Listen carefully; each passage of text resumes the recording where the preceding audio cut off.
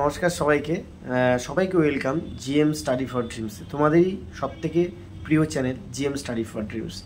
আমি সবসময় বলেছি আমার চ্যানেলের মূল উদ্দেশ্য সেটা হলো তোমাদেরকে মিসলিড না করা, ভুল পথে পরিচালিত না করা, সঠিক তথ্য সঠিকভাবে তোমাদেরকে গাইডেন্স দেওয়া। এবং আমার একটা কাজ, যেরকম মাঝিরা পারাপার করে একটা খেয়া, নিয়মিত তারা বিভিন্ন যাত্রীকে পারাপার করে, সেরকম আমি তোমাদেরকে একটা সেরকম কাজ করছি।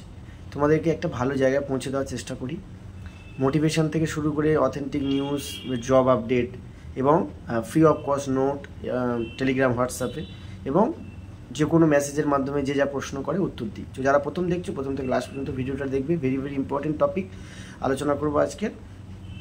এই আলোচনার বিষয়টা হলো যে মূলত প্রথমে আলোচনা করব যে বিষয়টা, সেটা হলো যে রাজ্য সরকারের যে পরীক্ষাগুলি সেগুলি এখন খুব পরিস্থিতি খারাপ, যে কবে রিক্রুটমেন্ট হবে ইনক্লুডিং পুলিশ, সেগুলো পিএসসি, মিসলেনিয়াস, ফুড এসআই এবং ডব্লিউবিসিএস তো সর্বোচ্চ লেভেলের পরীক্ষা, এছাড়া যেগুলো রয়েছে সেগুলোর প্রতি কেউ ভরসা পাচ্ছে না যে এইরকম রাজ্যের পরিস্থিতিতে পরীক্ষা আদৌ হবে কি না হবে।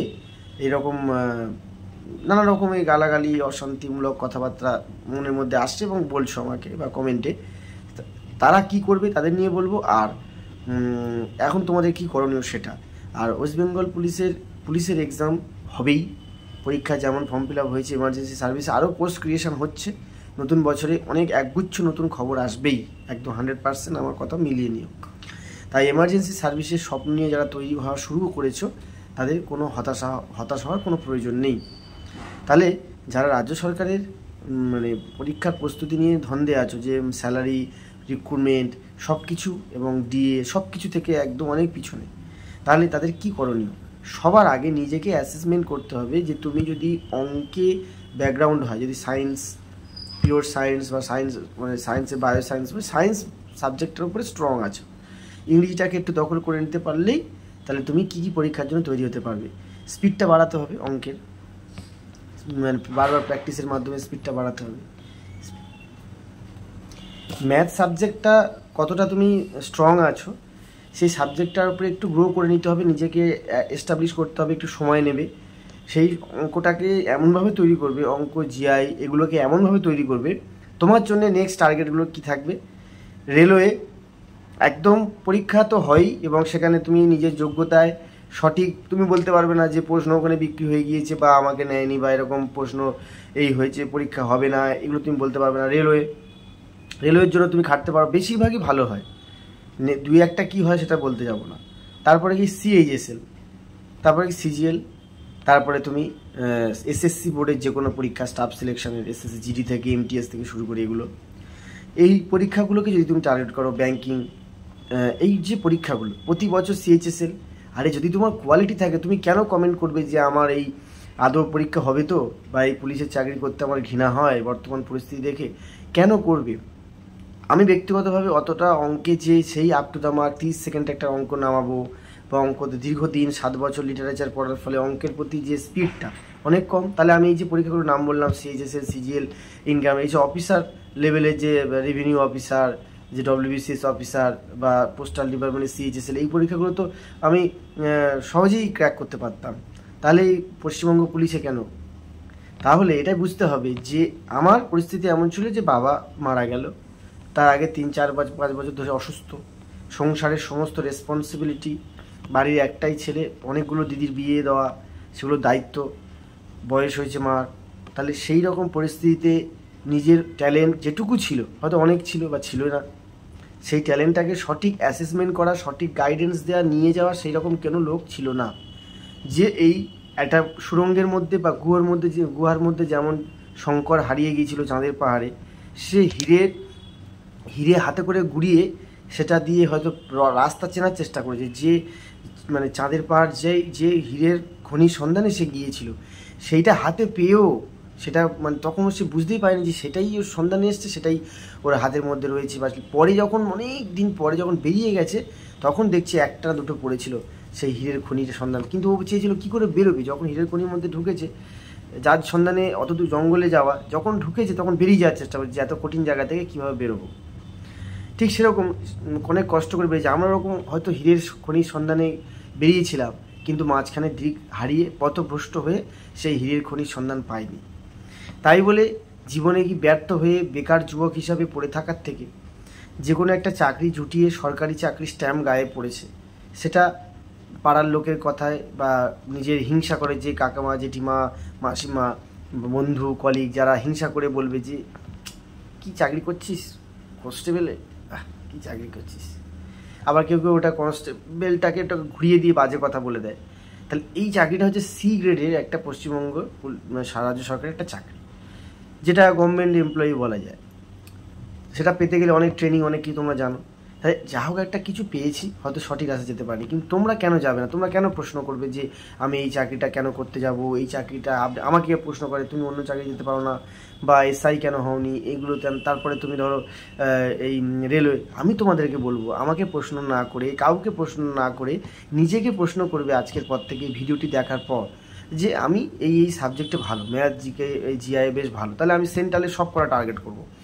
1 বছর লাগুক 2 বছর লাগুক, বাড়িতে যদি কেউ সাপোর্ট থাকে যে বাবা তুই পড়, আমি তোর পাশে আছি, বাবা মা যেটা আমরা কখনো পাইনি, তারা যদি সাপোর্ট করে তাহলে তুমি অবশ্যই সেটাকে কাজে লাগাও।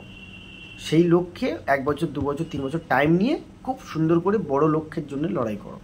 সেন্ট্রালে খাটলে তুমি জীবনে যদি একবার প্রতিষ্ঠা পাও, সবথেকে বড় যদি ফোর্সে বলা যায় আরপিএফ এসএসসি জিডি যদি একবার পাও, স্যালারি ইনক্রিমেন্ট, তোমাদের ডিএ ফেসিলিটিস, সম্মান সব দিক থেকে এগিয়ে। তাহলে রাজ্য সরকারের চাকরি কেন, কনস্টেবলের চাকরিটা রীতিমতো নিচ্ছিল, ফর্ম ফিল আপ করা হয়েছিল, এসএসসি জিডিও পাস করেছিলাম, বিএসএফে ওখানে সিলেকশন হয়েছিল, আমি যাইনি। এসআইতে পাস করেছিলাম, মানে কিছুর জন্য হয়তো লাস্ট পর্যন্ত হয়নি, কিন্তু কনস্টেবলে তাহলে যে একটা চাকরি পাওয়ার মতো করে জয়েন করেছি, ভেবেছিলাম এটা করতে করতে পড়াশোনা করব, কিন্তু অনেকটা সময় পড়াশোনা করা হয়নি।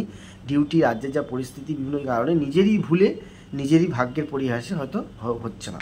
কিন্তু আমি তো হাত গুটিয়ে না বসে থেকে তোমাদেরকে একটু গাইড করছি, যাতে তোমাদের আমার কথার মাধ্যমে হোক, আমার নোটের মাধ্যমে হোক, আমার স্বপ্ন যে নোটগুলো বানাতাম যে ডব্লিউবিসিএস যখন পড়তাম, সেগুলো যদি একটু কারো কাজে লাগে। আমার স্বপ্ন তো হারিয়ে যেতে বসেছে, সেই স্বপ্ন তো আর ফিরে আসবে না, বা ফিরে আসা খুব কঠিন। হয়তো আমি বড় কোনো ডব্লিউবিসিএস অফিসার হতে পারলাম না, ঠিক আছে, তাহলে আমি কি আমার নোটগুলো ফেলে রাখবো, বা আমি আমার যে আমার চিন্তাভাবনা, ওয়ে অফ থিঙ্কিং, যেগুলো নিয়ে আমি সারা জীবন অনার্স কমপ্লিট করেছি, শিক্ষকতা করেছি, বা স্পোর্টসে ক্রিকেটেও প্রচুর অ্যাওয়ার্ড পেয়েছি, খেলাধুলো করেছি, খেলাধুলো পড়াশোনা, সেগুলো যদি একটু কারোর মধ্যে বা আমার কথার মাধ্যমে যদি কারোর উপকার হয়, কথা বলার শৈলী যদি কারোর ভালো লাগে, সেইভাবে ইউটিউব চ্যানেলে আসা। তোমরা যদি ভালো লাগে সাবস্ক্রাইব করবে। কেন বলি, পয়সা ইনকাম তোমরা জানো, 1K ভিডিওতে মাত্র 10 টাকা ইনকাম আছে। আমার ভিডিওতে 1K ভিউয়ের বেশি হয় না, 1-2K বেশি হয় না, তাহলে 20 টাকা। তাহলে 5টা ভিডিও যদি করি সপ্তাহে 5 × 100 টাকা, তাহলে আমার তো ভাবো তুমি 100 টাকা গাড়ির তেল খরচাও নয়। তবু আমি কেন চ্যানেলটা করে রেখেছি সেটাও তোমাদের বলি। চ্যানেলটা করে রেখেছি যেন যদি সামান্য কিছু অর্থ হয়, সেটা আমি আমার মন্দিরে, এখন অফলাইন ব্যাচটা মন্দিরেতেই পড়াই, তোমরা বিগত কমিউনিটি গাইডলাইন্সে আমার পোস্ট দেখেছো, তো সেখানে আমি ব্যয় করি সামান্যতম যা আসবে। আমি ইউটিউব চ্যানেলে এসেছি নিজের মনটাকে ভালো রাখতে, ডিপ্রেশন থেকে দূরে থাকতে, আর তোমাদের সাথে একটু বকবক করতে, কারণ আমার মনটা খুব ভালো থাকে। তো তোমরা আজকের পর থেকে প্রতিজ্ঞা করবে, দাদার কথা শুনে, স্যারের কথা শুনে, যে রাজ্য সরকারের এই কচকচানি নিয়ে মাথার মধ্যে না রেখে আর নিজেকে আরও স্ট্রং করো, নিজেকে লড়াই করো।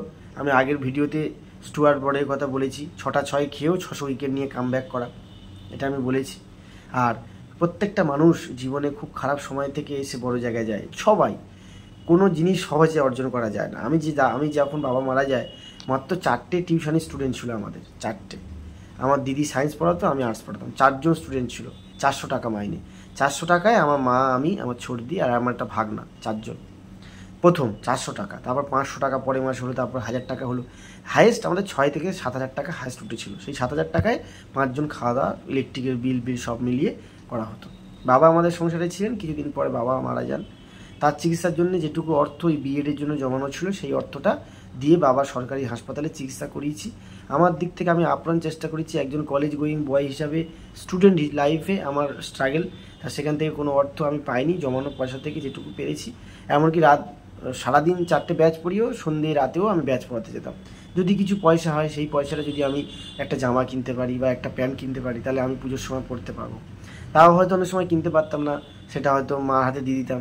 হয়তো কারোর বাড়ি থেকে মাসির বাড়ি যেতাম, মাসির ছেলের একটা প্যান্ট গেঞ্জি ছোটো হয়েছে, গৌরব নিয়ে যা, এরকম বহুদিন পরেছি, মাসির ছেলের প্যান্ট, জিন্স, শার্ট। আমার চেহারাটা এমন ছিল, রোগা পাতলা, সবার পোশাক আমার হয়ে যেত। এটা নিয়ে আর অন্যদিন গল্প করব। তো চলো, কাউকে দোষারোপ না করে নিজেকে যোগ্যতা নির্বাচন করে ঝাঁপিয়ে পড়ো সেন্ট্রালের সমস্ত চাকরির জন্য। ঝাঁপিয়ে পড়ো, লড়াই করো। তার জন্য কিন্তু অঙ্ক আর জিআইতে খুব ভালো স্ট্রং হতে হবে, আর ইংরেজিতে তো হতেই হবে। চলো, ভালো থেকো, কথাটা কাজে লাগিও। আর দ্বিতীয় দিন রাজ্য সরকারের পরীক্ষা নিয়ে বলবে না। আর এবারে কেপি এবং ডব্লিউপিটা টার্গেটটা কিন্তু করবে, পিএসসিটাও লোক নেবে, এবং মিসলেনিয়াস যোগ্যতা অনুযায়ী এইগুলো কিন্তু টার্গেট রাখবে। বাকি সেন্ট্রালের জন্য খাটবে। সেন্ট্রাল রাজ্য দুটো মিলিয়ে পরীক্ষা দেবে, এটা দেবে এটা দেবে, যেটা লাগবে সেটা চলে যাবে, চাকরি পাবে, 3-4টে পাবে, যেটা পারবে না ছেড়ে দেবে। এই তো যোগ্যতা, এমন কোয়ালিটি করবে যে একসাথে 2-3টে পাবে, যেটা জয়েন করবে, যেটা জয়েন করবে না। ঠিকই আছে, নিজের যোগ্যতা দেখাতে চাও, তাহলে আমাকে না অন্যদেরকে কমেন্ট না করে নিজের যোগ্যতাটা দেখিয়ে, অলোক স্যার করে দেখিয়েছে, আর অনেক স্যার করে দেখিয়েছে যে একসঙ্গে পরপর অনেকগুলো চাকরি পেয়েছে। আমাদের মিনময় স্যারও লেগে পড়ে আছেন, উনিও পারবেন। ছেলেমেয়েদের যেহেতু অঙ্ক করাচ্ছেন, অঙ্ক জিআই যারা সবসময় প্র্যাকটিস করেন তো তাদের খুব সুবিধা। ইংরাজি, ইতিহাস, জিকে পড়িয়ে কোনো বেশি লাভ হয় না। অঙ্ক জিআইটা বারবার প্র্যাকটিস করাতে চস্ত হয়ে যায়, মানে একটা প্র্যাকটিস হয়ে যায়। কেউ মায়ের গর্ভ থেকে এর থেকে চ্যাম্পিয়ন হয়ে ফেরে না। চান্দু চ্যাম্পিয়ন এমনি হয়নি, 3খানা ইভেন্টে, কুস্তি, তারপরে বক্সিং, তারপরে পা গেল যুদ্ধে, পা খারাপ হয়ে গিয়ে, খোঁড়া হয়ে গিয়ে প্যারা অলিম্পিকে গিয়ে সাঁতারে গোল্ড মেডেল এলো। এতগুলো জার্নি অত সোজা নয়। পুলিশের কনস্টেবল চাকরিটা যথেষ্ট কঠিন। 12 লাখ, 10 লাখ, 9 লাখ স্টুডেন্টকে, ক্যান্ডিডেটকে পিছনে ফেলেই চাকরিটা পেতে হয়েছে। চলো, ভালো থেকো, জয় হিন্দ, ভালো রাখো সবাইকে।